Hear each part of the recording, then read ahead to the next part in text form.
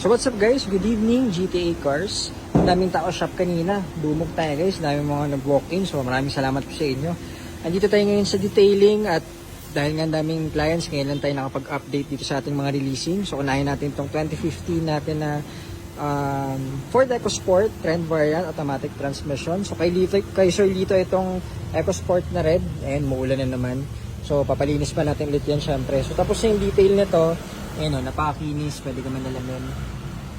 Ayan, red candy ito yung isa sa mga best sellers natin na EcoSport kasi kita nyo naman. Ganda oh. Ang ganda kasi ng pagka-red niya, para siyang maroon, dark red, ganun siya. So pakita natin yung loob. Ayan, so syempre 3-step detail, in and out, tapos na po yan. So mga final checking na lang tayo niya, na test drive na rin to.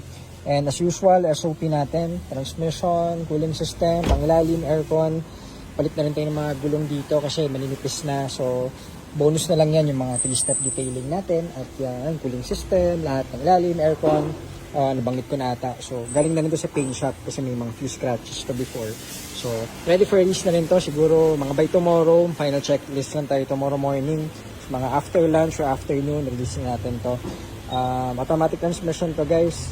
So dito, ito naman is ating 2015 Ford Escape SE Special Edition.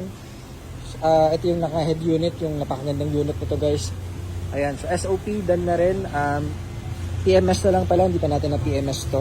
So change lang tayo nito tomorrow, tapos release. Monday na pala i-release to kasi request ni sir. Monday na lang. So siguro bago release, pa-cleaning na lang muna ulit natin. Tinatapos pa rin naman to. At nasa Bicol daw sila. So ready na rin po yung inyong Escape, konti na lang din. At may enjoy nyo na inyong fogging unit. Ayan. So, meron din tayong ito sa atin to guys, 2014 Ford Explorer. Ito is hindi pa to sold. So andito lang, pinaklining muna natin. At nakipark na tayo kasi dami ng tao kanina, ang laki. 2014 to na Ford Explorer, yung V6 na top of the line na nabili natin the other day. So testingin pa natin yan. At available to guys. Ayun, may isa pa tayo doon, another Ford Escape. Ayan o, 2015 yan, SE din, special edition na push start. Same na to, same na tong white. So push start yan, hindi pa yan top of the line guys, pero push start, power seats, tsaka EcoBoost yan, turbo. So same tayo nitong black. Pakita na rin natin, dito na tayo eh. Ayan, so ito rin yung white, ganito, dual din yung exhaust niya. Ayan, so pati yung mags na design parehas, yung itsura niya sa harap parehas din. Ito is available.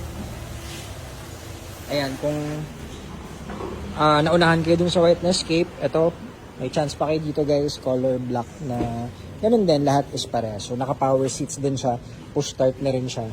Tsaka ayan, parang focus din yung loob niya. Parehas doon. Hindi nga lang siya naka head unit. So stock yung head unit niya. Ang mileage na is 46,000 original mileage siya. So ayun, pinakita ko lang. At wala pa tayong video nito, hindi pa natin na-feature to kasi lagi na doon sa kabilang garahe guys. So ayun, yan muna. At nag-check lang tayo ng ating mga for leasing dito. After nyo, to the next muna tayo kasi marami pa tayong pila doon sa shop. Pagka na-release tong dalawa, pasok natin yung ibang for detail. Kasi sir, yun muna. Good evening, GTA Cars. Maraming salamat guys.